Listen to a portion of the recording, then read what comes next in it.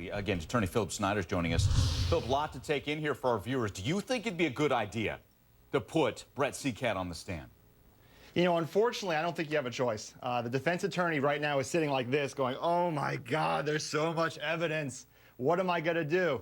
You really only have two options. One, you put him on the stand and you hope to God that those jurors sympathize with him and say, this loving man could not have possibly killed his wife, especially with his children in the house.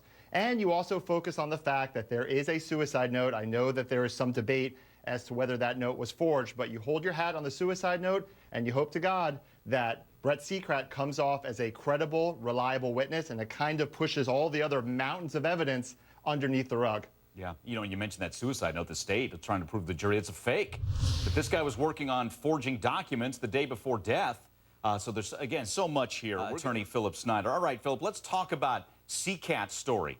He says that he was sleeping with the boys, set an alarm because he wanted to go clean up downstairs. He gets a call from his wife saying, you better come up here before the boys get hurt. And I'm paraphrasing a little bit here, but then the upstairs is on fire. She has shot herself because, according to him, she's spread gas all over the upstairs with the boys up there, and then she's going to crawl in bed and shoot herself. Your thoughts on that? You know, unfortunately for the defense side, that story just is not plausible. And I want to get back to the gun testimony. It's my understanding that a gun of that magnitude, if you put that gun to your head and you pull the trigger, your brain's going to fall out. I mean, it's going to explode. And his story after the fact that he went to her and picked her up to make sure she was dead, yet had not one scintilla of blood on his clothing, is just not plausible. So the bottom line, his story just doesn't hold water. Yeah, it sure doesn't seem to. And again, but the defense is beginning, so we're going to see, and we expect, again, and we talked a little bit about that, whether or not Brett Seacat to take the stand. Basically, Phil, your thought is basically you have no choice. But with that said, I mean, how do you get over the hump of some of this evidence? Like you said, you put your head in your hands as an attorney and go, man, that's a mountain coming at us. I hope this defense attorney got paid a lot of money, because the angst and stress that he has to deal with.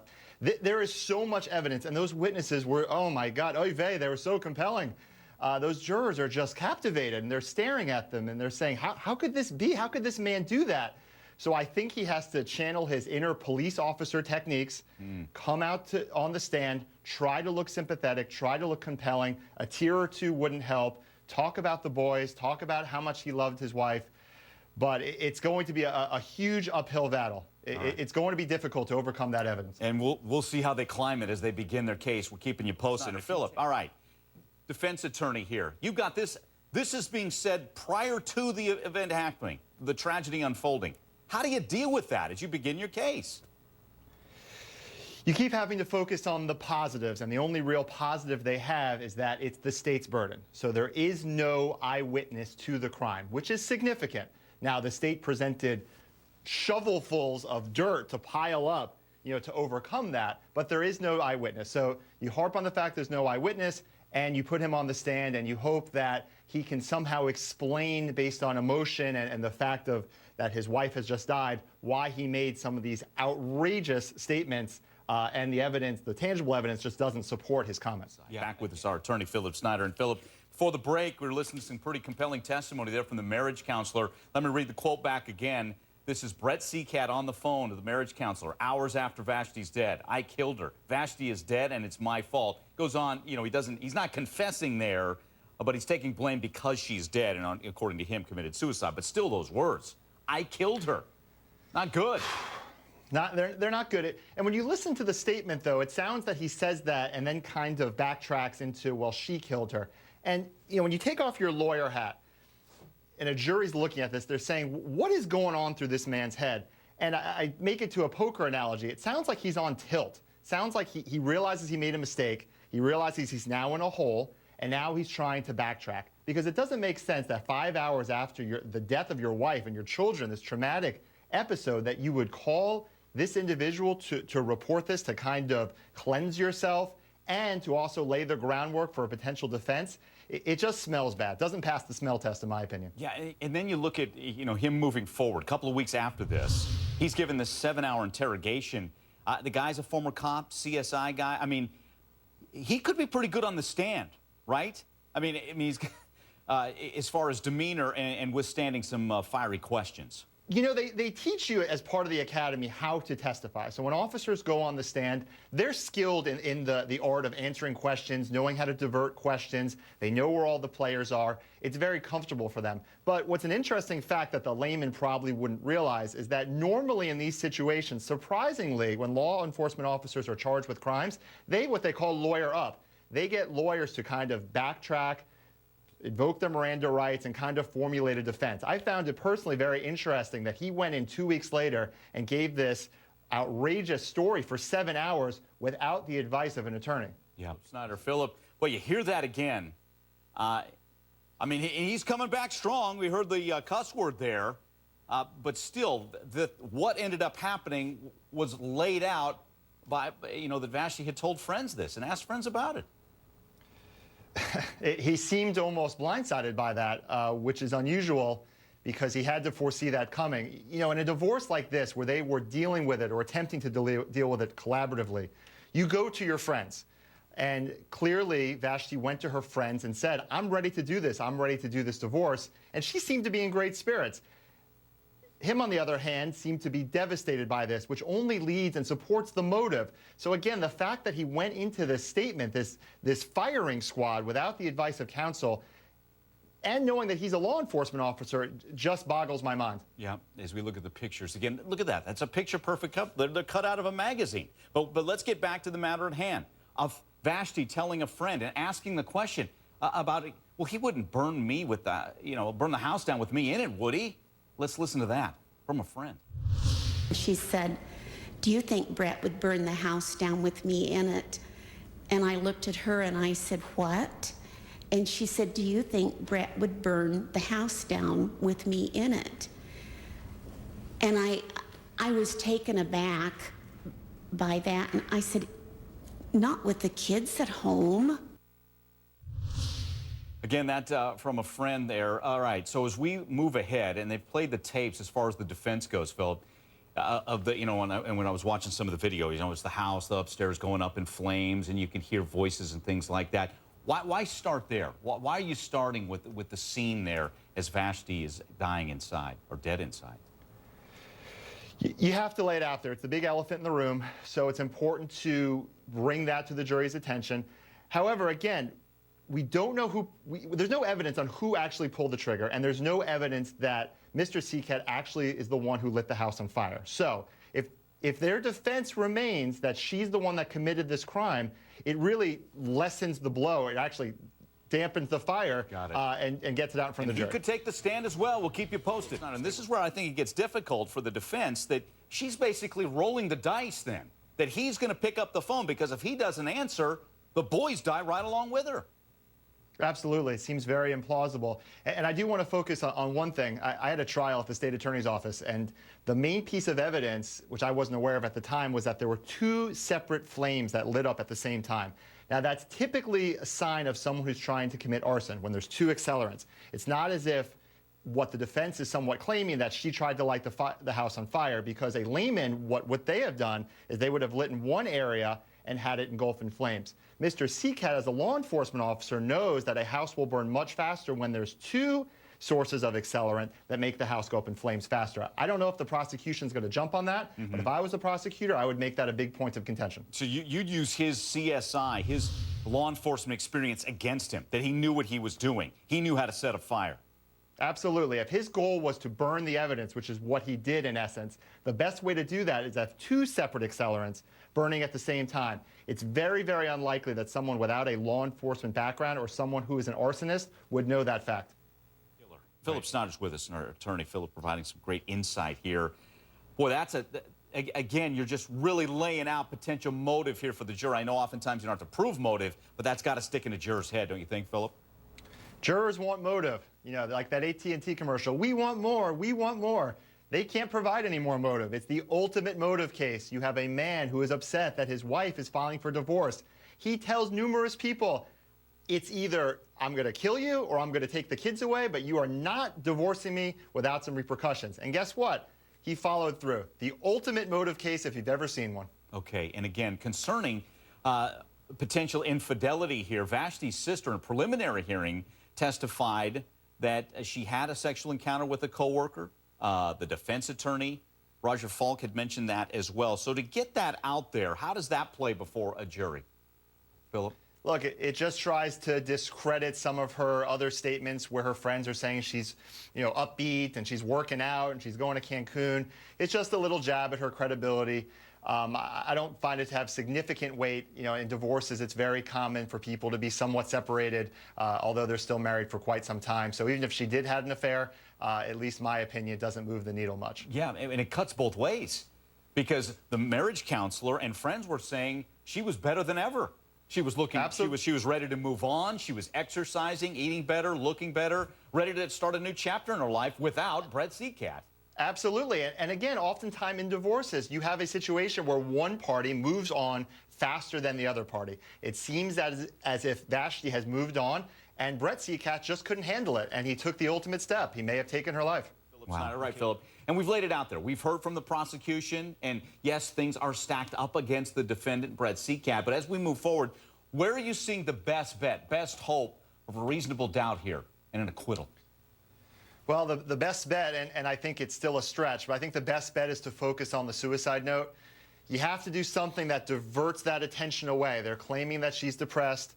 They're making it a focus of the trial. Well, from what I've heard and read, there's not any evidence to suggest that she was depressed. So the suicide note would back up their claim. It would give some juice to their defense. I don't know how strong their expert's going to be as compared to the state expert, but I think that if the jury can possibly believe that she wrote that note in combination with Brett Seacat's testimony, they have just about that much of a chance for him to walk out the door. No, we appreciate the honesty here, but again, only takes one. And again, if there's any confusion, that could lead to reasonable doubt here. Let's talk about the forensics. And you'd mentioned it a little bit earlier as we spoke. Who pulled that trigger? Do we know? I mean, is that an opening for reasonable doubt? We don't know who pulled the trigger, and in most cases, that would be tremendously significant because the defense would keep harping on it and harping on it and harping on it. The one problem that I see that they have is that assuming the defense's statement is true, that she pulled the trigger and he came to her rescue and tried to see if she was alive, especially with a .44 Magnum to the head, her body would have been engulfed in blood. The fact that he had no blood on him is a tremendous hole in his story. I think without that statement and without that evidence coming in, it would have been a viable defense. I know, because as you speak and you start thinking about the uphill battle for this defense, it's there. Because when you talk about the suicide note, you have people saying he's working on forging documents right up until the time of death. Yeah, you heard that he took out one of those old projectors. Is he also looking for his Motorola flip phone and his Game Boy? Because no one uses those projectors anymore. They're used for one thing, to put documents on, to learn how to forge documents. When I heard that, I actually texted my law partner. I said, "Are you kidding me? Is this case for real?" That was unbelievable that he pulled that stunt in his workplace. Hey, real quick here, we got to hit a break. If Brett Seacat testifies, where do you place him in the order of your case? Do you start with him? Do you end with him? It's a question for every defense attorney. I know where they're not going to put him. They're not going to put him in the middle. The jury wants to either see him at the beginning to start their case or at the end to end their case. The fact that he wasn't started in the beginning, or it doesn't seem that he's going to be started in the beginning, my strong guess would be is he's the last witness that the jury hears before they go back and deliberate. Okay. Back with us, our attorney, Philip Snyder. Philip, what do you make of this? You listen to that? Is that a good start for the defense? It's filler. I mean, you first have to take everything he says with a grain of salt. It's his brother. Obviously, he's going to do everything he can to protect his brother's, his life is on the line. It does serve to humanize the situation a little bit. It does give some fodder for the defense. But let's call it this way. If everyone who had to make some firing decisions at work and was a little sleepy was so depressed that they were burning down their house, we'd have to hire a lot more firefighters because that just is a little bit outrageous for my liking. Yeah, because that's where they went next. Okay, why was she so heavy? What was going on there? Well, she's firing friends. She hated the job. The friends, if you fire a stranger, they just take the news and leave. The friends, they stay and cry on your shoulder. So to your point there about work, I mean, are they trying to lay the groundwork that this heaviness was getting the best of her? I hope not. That's not going to resonate well with the jurors. And, when people get divorced, typically the first thing they do is they lose weight. They're back on the single scene. Go on Match.com, meet a new boy. So, I don't think that really holds a lot of water. What it does serve to do is it serves to humanize Brett Seacat. It serves to bring another person supporting Brett Seacat, another law enforcement officer, to the witness stand. But really, it's just filler. It's filler until Brett Seacat takes the stand, and it gives the defense something to hold their hat on for the next couple hours until the real fireworks begin. Okay. So who is not filler? So, I mean, Brett Seacat, according to you, Philip, he's the centerpiece for the defense here. And the other important witness, in my opinion, is one, the person who's going to analyze her suicide note. And we need someone who's a strong expert to say that, nope, she's the one that wrote this, and the state expert doesn't know what he's talking about. That's extremely important. And also, I don't know if the defense is going to present someone who's going to explain this, what I consider a monumental hole in their defense, that there's no blood on him when he picks her up, there's no fire on him when he picks her up, there's no soot on his feet. I don't know if they're going to have someone who's going to explain that to the jury, but if they don't, and I was the juror, I'd be looking at that and saying, that's the key piece of evidence. So I don't know if they're going to have that information, but the handwriting expert to show that there was no fraud and Brett Seacat's testimony are the two most important pieces of evidence that the defense can present. Yeah, because you look at the state, number one, you see the pictures of him. He's relatively unscathed for having gone into that master bedroom to try and rescue his wife, Vashti. You know, he should have been singed big time, right? I mean, especially when we see the footage of the upstairs going up in flames. He should have looked like a character from Game of Thrones. He should have had face burned and singed all over the place. There's none of that. He had a little burn on it, a little soot on his foot. Come on, Brett, you know better than that. If you're going to plan a murder, take it to the end. Burn yourself. Make it happen. Attorney Philip Snyder. All right, Philip, what do you make of it so far with Robert Seacat? We discussed, okay, a week before her death, he says Vashti has lost weight, she's sleepy and depressed. Then a little bit later in the testimony, he's talking about potential injuries on the feet of his brother. That's a little more concrete, isn't it? As they try and look for some reasonable doubt? Or what are your thoughts?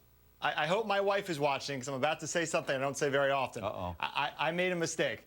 Earlier I said that his testimony was just fodder. I was looking at it wrong. My opinion, his testimony as Seacat's brother has very little weight. But what the defense is doing is very smart. They're using him as a pseudo-expert. They're showing that all the things that law enforcement should have done that didn't do, and they're using his position as a law enforcement officer to kind of backdoor that information. It's very, very smart. He's now able to say, look, I saw a bandage. I'm a law enforcement officer. I'm trained to look for stuff like that. Why didn't the other officers see that? And the other thing he said was, look, I would have requested gunshot residue testing. Why didn't you request it, other officers? So the defense did something very smart. They're using his brother as a pseudo-expert and shifting the focus onto all the things that law enforcement didn't do. Very impressive. Yeah, okay, got it. It attacked the way the case was investigated, the way evidence was handled, so on and so forth. But what are you going to do if you're the state? When you cross-examine this guy, you're going to make sure that the jury knows this guy is not an expert, right? Of course. Well, the first thing they're going to say is, you love your brother, right? You don't want anything to happen to your brother, right? You want to make sure that he's protected, right? I mean, it completely cuts out one of his legs of his credibility. It also, they're going to go after and say, well, your job was to make sure that your brother was safe and protected and the children were protected, and you were worried about his emotions. You weren't turning on your investigative eyes to make sure that everything was done as procedure. You were making sure instinctively that your brother was protected. So I think that the state attorney is going to do a good job undermining his credibility, especially since the fact that they're brothers. But that doesn't neglect from the fact that you now have a witness that says, I saw bandages on his feet, and it undermines one of the crucial elements of the state's case, is that there was no blood and no fire. So now we just have to hope the defense finds some witness to say that the blood somehow was on his shirt and the investigators didn't find it. But again, to summarize for our viewers out there, you're saying his brother's testimony concerning questioning the way the case was handled evidence-wise is more powerful than him talking about whether or not Vashti herself was depressed or sleepy. I think so, because any juror is going to look at him and say, that's his brother. Of course he's going to testify that she was depressed. That's their whole defense. But what they're also doing is using him as a police officer expert, which the jury, I believe, will find to have more credibility because jurors like to believe police officers. Our attorney, Philip Snyder. All right, Philip. So he starts his testimony, and he's saying about, and we talked about it, Vashti's depressed. We're on this Easter egg hunt as a family, and she's withdrawn, depressed, and sleepy. Now the state comes back and says, you didn't say that 2 years ago. How damning is that to his credibility? It's damning. It's quite common in a cross-examination when a prior statement has been given to harp and harp and harp on the fact that an individual statement has changed over time. And the common phrase they use is, well, isn't your memory better back 2 years ago when you gave this statement than it is now? So what the state was trying to do was saying, look, you gave a statement and intimating that you met with the defense team, they formulated this defense, and now you're trying to massage your statement with that. So it serves some purpose with the jury. I don't know how much purpose at this point. Okay, let's talk about where he's talking with his brother about finding Vashti in the room. He tries to pick her up, and there's blood around her. He seemed vague on that as well. You know what? I was on the edge of my chair. I was saying that this is it. This is the time where the state really crushes him and says, how did he explain that? And there wasn't an answer. And again, I'm just speculating here, but it seems as if the state wasn't sure what answer he was going to give, and they backed away because the question just terminated, and they moved back on to something else. So I was a little surprised. I don't know the reason why that ended that way, but I was very interested in what he had to say as to why there was no blood on Brett Seacat if he did what he said he did. So what would you have expected there? What could the state have done to crush Robert Seacat as a witness? Well, I thought more attention would have been given to the fact that, look, he's your brother. You don't want anything to happen to him. You love him. You don't want the children to not have a father. Questions of that nature, which maybe it was played before I was listening, but I didn't hear any of that.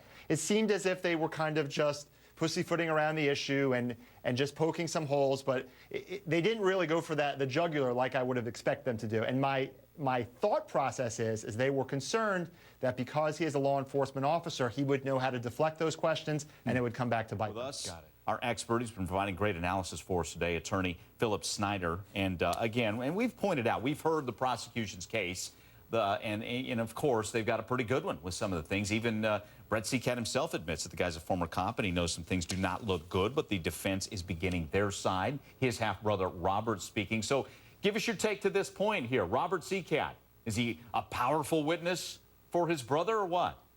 I think he was a powerful witness for an unusual reason. I do not think he moved the needle too much with his statements that my brother's a good guy, Vashti was depressed, you know, she should have been playing with the kids at Easter. I don't think that had a lot of weight, but I do think that the jury could put significant weight in his testimony vis-a-vis as a law enforcement officer as to putting holes into the state's case as to why they didn't check for gunshot residue, the fact that he may have had a bandage on his foot, and other things that the law enforcement should have done had they really wanted to figure out who killed Vashti.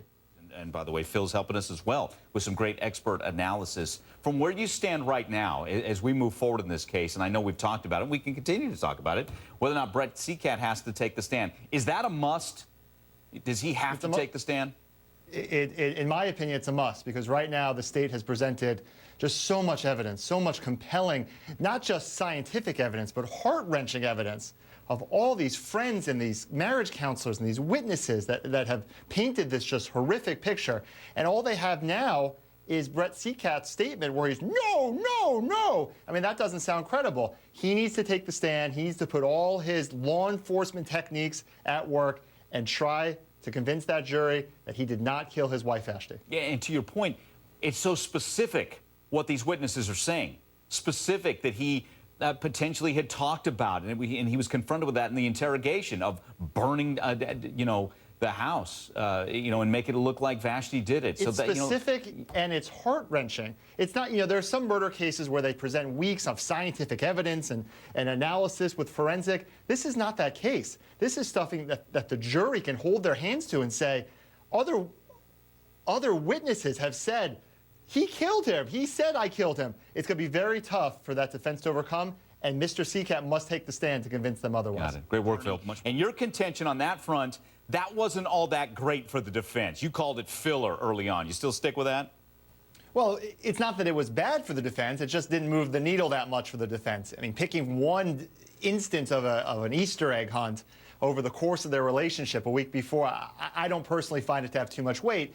That doesn't mean that his testimony didn't have weight, though, as I mentioned earlier, as a police officer. That could have had some impact with the jury. Okay, on the stand, and by the way, in this Kansas courtroom, and a witness can say, I don't want to be videotaped, no audio, so that Then, okay, so then we are out of luck as far as watching and having sound bites for you, but we can certainly talk about it. Next up, Philip, someone you've been waiting for, a handwriting expert. So, and that leads to the suicide note. Was it a forgery job by the defendant, Brett Seacat, or did she really write one? That's big stuff, isn't it? That's where we're at. That's the money shot. What are you listening for there? I mean, obviously, this is the defense's side. You know, this expert's going to say, yeah, she wrote it.